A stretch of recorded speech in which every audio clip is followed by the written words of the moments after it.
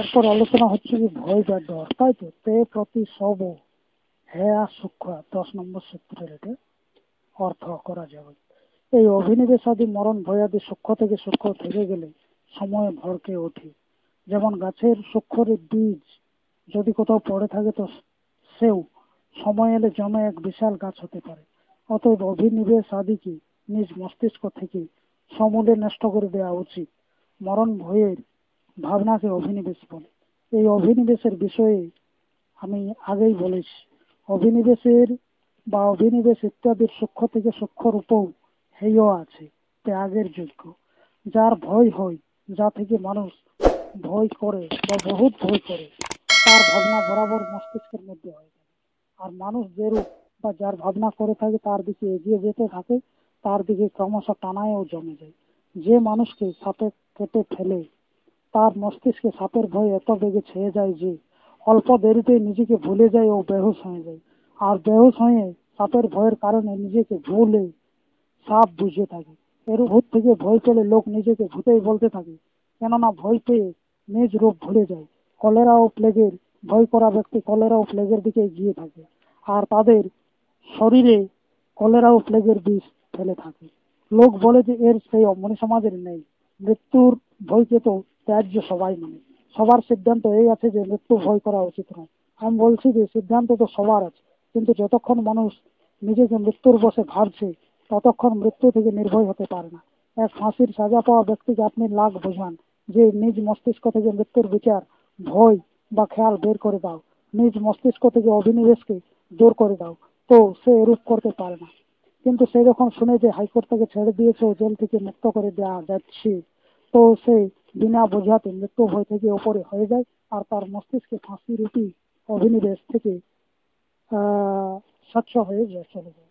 ঠিক এভাবে যতক্ষণ মানুষ এই বুঝে আছে যে জীবন মরণ, মৃত্যু যমরাজ এইসব ঈশ্বর ও খোদার হাতে আছে আর তার নিজ ইচ্ছা ছাড়া মৃত্যুকে সরাতে পারা যাবে না, ততক্ষণ কোনো সাধক মৃত্যু ভয়কে নিজ মস্তিষ্কের ভেতর থেকে সর্বদা বের করতে পারে না। আর যতক্ষণ মরণ ভয় আদি ক্লেশ অর্থাৎ অভিনিবেশ আদি ক্রমশ সূক্ষ্মরূপে বা বীজরূপ থেকে মস্তিষ্কে বিদ্যমান, ততক্ষণ কেউ জীবন মুক্ত হতে পারে না। মনি সমাজে এই বিশেষতা আছে যে এ নিজ সদস্যকে সবচেয়ে আগে বলেছে যে জীবন মরণ ঈশ্বরের হাতে নেই, তোমার নিজ ইচ্ছার হাতে আছে। ঈশ্বর, দেবতা, যমরাজ, ভূত প্রেত মৃত্যুর ভয় কল্পিত। সবচেয়ে আগে মনি সমাজ এই সিদ্ধান্তকে এই রূপে সংসারের সামনে রেখেছে। এদিকে গভর্নর জেলার ও ডাক্তারও জেলে যান, কিন্তু বন্ধনে পড়েন নয়, অপরের বশ হয়ে নয়, কোনো অপরাধের কারণে নয়। নিজ ইচ্ছাতে যায়, নিজ ইচ্ছাতে জেলে বা জেল যাওয়ার কারণে এদেরকে জেল যাওয়া বলা যায়।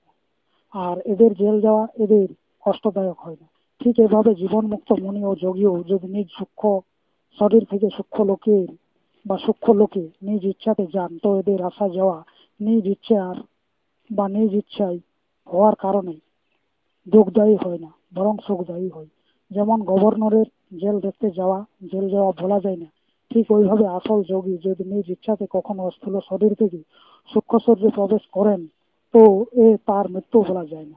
আসল যোগী ও আসল মন মৃত্যুর বসে থাকেননি, বরং মৃত্যুই তাদের বসে থাকে। যেমন গভর্নর জেলার বসে নেই, বরং জেলে তার বসে আছে। গভর্নর জেলের পরবশ হয়ে যাননি, বরং পরোপকারের জন্য যান।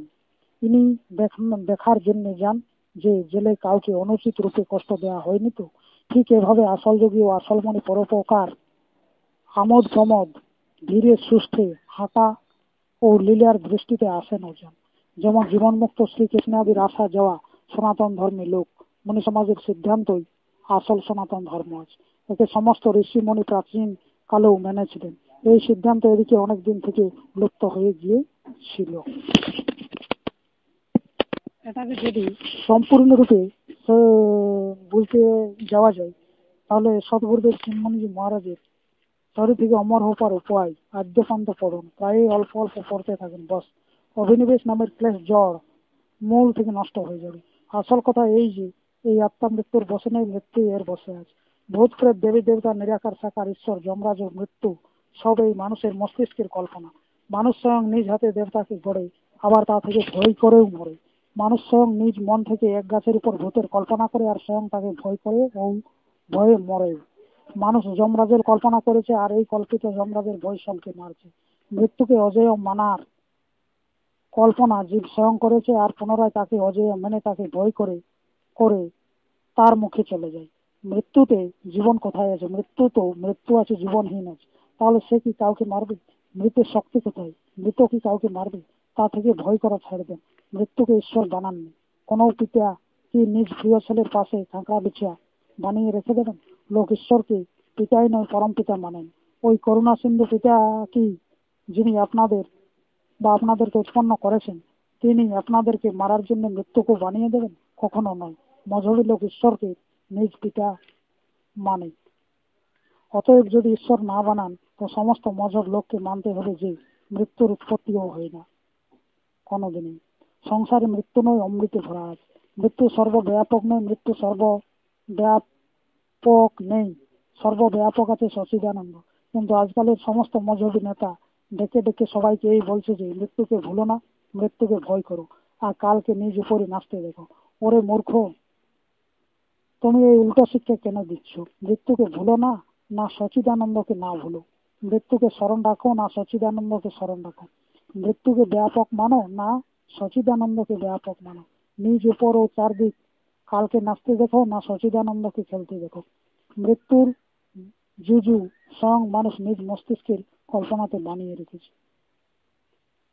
মৃত্যু হলো আপনার কল্পনা। মৃত্যু আপনার বসে আছে, আপনি মৃত্যুর বসে নন। নিজ স্বরূপের জ্ঞান লাভ করুন, আত্মবলকে জানুন। মৃত্যু আপনার কিছুই করতে পারবে না। আসল আত্মজ্ঞানকে শ্রদ্ধায় ও সাধন দ্বারা লাভ করুন। মৃত্যু ভয় ও অভিনিবেশাদি ক্লেশ থেকে মুক্ত হয়ে জীবন মুক্ত হয়ে যাবে। দেখুন, মনিবর পতঞ্জলিও এই মত দিয়েছেন যে মৃত্যুকে বা মৃত্যু ভয় হেয় অর্থাৎ ত্যায্য। বিনয়কে সমূলে নষ্ট করে কেউ জীবন মুক্ত হতে পারে না। কিন্তু আশ্চর্যের বিষয় এই যে মজহবী ও ধার্মিক নেতা বলে যে মৃত্যুকে না ভুলো ও তাকে ভয় করো। কত বড় ভুল! মনীষ সমাজ বলছে যে আপনি অমর হন আর অমৃতের পুত্র হন। সর্বদা এই যোগ করুন, আমি অমর, নিরোগামী, সর্বশক্তিমান, সুন্দর, জীবা বলবান, ধনবান ভগবান। নিজ জ্ঞান আমার হয়ে গেল, রোগ দুঃখ সব দূরে গেল, রূপ যৌবন যুক্ত আমি আনন্দে ভরে গেল। আনন্দে আমি উল্লসিত হয়ে যায়, আর মাত্র রোগ নাই। আমি জীবা, আমি অমর, ধনধান্য সবকিছু রয়েছে এক ভাই। রাজার চেয়েও রাজান, ভগবানের চেয়ে ভগবান, জীবকে ছোট ভাবে সে হয়ে অতি মূর্খ নাদান। বন্ধন আমার কেটে গেল, সজ্ঞানে যুক্ত আমি, শিব সুখী স্বাধীন আমি, নিশ্চিন্ত জীবন মুক্ত। এই ভাবনা সংস্কৃতি নিরঞ্জনহং জগদীশ্বরহম সুশক্তি সামর্থ্য হমেশ নিরাময় হম জরামরোহম সুসুন্দরম ধনুক কুবের পতি পতিনাং পরমেশ্বরহম ভূপস্য ভূপ ভুবনেশ্বরহম অহম শরণং সর্বেশ্বরহম বন্ধন বিমুক্ত মুক্তেশ্বরহম অহং পরমম জীবাত্ম প্রসন্নানন্দময় হমাত্মা বিশুদ্ধ বিজ্ঞান ঘনত নির্মল পূর্ণশ্চিদানন্দময় শিবহম শিবহম শিবহম। যে ধ্যান বা চিন্তন, তাই তো? তাহলে এর আগে আলোচনা হলো যে অভিনিবেশ আদি 5 প্রকার ক্লেশ হয়ে যাতে আর্য আছে। অবিদ্যা হলো পঞ্চক্লেশের জননী বা মূল। অবিদ্যা দূর হওয়ার পর যখন মানুষ সচ্চা জ্ঞান ধারণ করে তখন এই জেনে নেই যে বাস্তবে ক্লেশের সৃষ্টি হয় না। অভিনিবেশ আদি ক্লেশ বা রোগ দোষ বাস্তবে উৎপন্নই হয় না।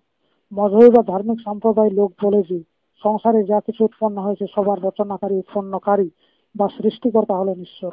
অতএব যাকে ঈশ্বর বানাননি তা তৈরিই হবেনি, তার উৎপত্তিই হবেনি। যখন সবার স্রষ্টা, রচয়িতা ও বিধাতা ঈশ্বর আছেন, তখন যাকে ঈশ্বর বানাননি সে হবে কি রূপে? অতএব ক্লেশকে যদি ঈশ্বর না বানান, যদি ঈশ্বর ক্লেশের রচনা না করেন, যদি ঈশ্বর ক্লেশকে উৎপন্ন করেননি, তো এ মানতে হবে যে ক্লেশ উৎপন্নই হয় না। এক নিষ্পাপ ও পবিত্র পুরুষ পাপের রচনা করবেন না। নিরাময়, নিরোগ ও নির্বিকার পুরুষ বিকার, রোগ, দোষ ও ক্লেশের রচনা করবেন না। ঈশ্বর নির্বিকার, নিরাময়, নিরোগ ও নিষ্পাপ আছেন। তিনি রোগ, দোষ, পাপ ও বিকারকে উৎপন্ন করতে পারেন না। অতএব রোগ, দোষ ও ক্লেশাদি উৎপন্নই হয় না। সুতরাং যদি এগুলি আছে তো ভ্রমে আছে, অবিদ্যায় আছে, বাস্তবে নেই। ঈশ্বরকে লোক পিতা নয় পরম পিতা মানে। অতএব ঈশ্বর নিজ পুত্রের জন্য পিতা থেকেও বেশি করুণাপূর্ণ হবেন। ঈশ্বরের পুত্র কোন ব্যক্তি আছে? সাংসারিক মানুষের মজহবী লোকে নিজেকে পুত্র ও ঈশ্বরকে নিজ পরম পিতা মানে। এখন প্রশ্ন এই যে যখন সাধারণ পিতাও যে ঘরে বা যে সংসারে নিজ পুত্রকে রাখেন, তাতে বিছিয়া, সাপ, গজর, ওহিপ্যাং, বাপিং, সংখিয়া, তেজাব ও অপর প্রকার বিষ রাখেননি, তাহলে যে সংসারে ঈশ্বর নিজ পুত্রকে রেখেছেন বা জন্ম দিয়েছেন, ওই সংসারে ক্লেশকে তিনি কি রূপে থাকতে দেবেন? যে ঈশ্বর সাংসারিক মানুষকে উৎপন্ন করেছেন, ওই সংসারে নিজ পুত্রের জন্য মৃত্যুকেও বানিয়ে কি রূপে রেখে দেবেন, কি রূপে ছেড়ে দেবেন? নিজই পুত্রকে মারার জন্য ওই পরম পিতা মৃত্যু ও যমরাজকেও কি রূপে বানাবেন? পিতা নিজ পুত্রের হাতে সাপ দিয়ে নিজই পুত্রের মৃত্যুর কারণ স্বয়ং কি রূপে হবেন? যদি এই বলেন যে বাপের না চাওয়াতেও সাপ এসে গেছে, বাপের না চাওয়াতেও বাপকে পরাস্ত করে মৃত্যু এসে গেছে, তো এই রূপ ওই পিতার জন্য বলা যেতে পারে যে সর্বশক্তিমান নন। যাদের রক্ষক ঈশ্বরের সমান সর্বশক্তিমান ঈশ্বর হন, তাদের পাশে মৃত্যু কিরূপে আসবে? তাদের পাশে ক্লেশ কিরূপে আসবে? যে যে রূপ হয় তা থেকে ওই রূপে পদার্থ উৎপন্ন হয়। যেমন ঘোড়া থেকে ঘোড়া ও কুকুর থেকে কুকুর হয়। এখন ভাবার বিষয় এই যে অজর অমর অব্যয় ও অবিনাশী ঈশ্বর থেকে দুঃখ ক্লেশ ও মৃত্যু কিরূপে উৎপন্ন হয়। অতএব প্রমাণিত যে এরূপ ঈশ্বর যদি কেউ হন, তো এই দুঃখ ক্লেশ ও মৃত্যুর উৎপত্তি হয়। কিন্তু এই দুঃখ ও ক্লেশ প্রত্যক্ষ আছে, প্রত্যক্ষই সংসারে মৃত্যুর সাম্রাজ্য দেখা যাচ্ছে, যা থেকে ঈশ্বরের অস্তিত্ব সিদ্ধ হয় না। অতএব যে ঈশ্বর প্রত্যক্ষ নয়, যে কল্পনা মাত্র আছে, তার অস্তিত্ব মানা ব্যর্থ। কিন্তু ঈশ্বরের অস্তিত্ব মানা অত ব্যর্থ বা অত মূর্খতা নয়, যত ব্যর্থ ও যত মূর্খতা এই আছে যে এরূপ ঈশ্বর ও পরম পিতার অস্তিত্ব মেনে ও দুঃখ ক্লেশ মৃত্যুর অস্তিত্ব মানা যায়। আচ্ছা, বানিয়েছে তো এখন প্রশ্ন আছে যে ঈশ্বর এইসব ক্লেশ উৎপন্ন করেননি। যদি এইসব ক্লেশ ঈশ্বর থেকে উৎপন্ন না হয়, তো এদের উৎপন্ন কে করেছে? কার থেকে এইসব ক্লেশের জন্ম হয়েছে? বিচার করলে এই প্রশ্নের উত্তর মিলবে যে ক্লেশের উৎপন্নকারী, ক্লেশের জননী হলো অবিদ্যা। তাহলে প্রশ্ন এই যে কার অবিদ্যা ক্লেশের জন্ম দিয়েছে? মজহবী লোকের সর্বজ্ঞ সর্বশক্তিমান ঈশ্বর পাশে কি অবিদ্যা থাকতে পারে? কখনো নয়। তাহলে কার অবিদ্যা ক্লেশকে উৎপন্ন করেছে? লোক বলবে যে মানুষের অবিদ্যা ক্লেশকে উৎপন্ন করেছে। অতএব যার অবিদ্যা ক্লেশকে উৎপন্ন করেছে, তার অবিদ্যা দূর হলে ক্লেশ কাটতে পারে। ঈশ্বর বা কারো কৃপাতে ক্লেশের নাশ হতে পারে না। এজন্য সমস্ত ঋষি ও মুনিগণ রাম ও কৃষ্ণ অবিদ্যাকেই দূর করার জন্য বলেছেন, যা সাধ্যায় সৎসঙ্গ সাধন ও সৎগুরুর উপদেশে দূর হয়। উনুনের গরম যদি আগুনের কারণ হয়, তো ওই গরম আগুনকে আলাদা করলে দূর হবে।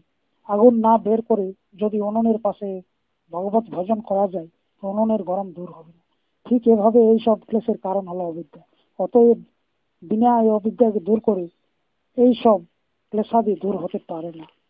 ক্লেশের কারণই হলো অবিদ্যা। আর অদ্ভুত উপায়ে প্রমাণ করেছে যে রোগ বাস্তবে রোগদায়ী হয় না।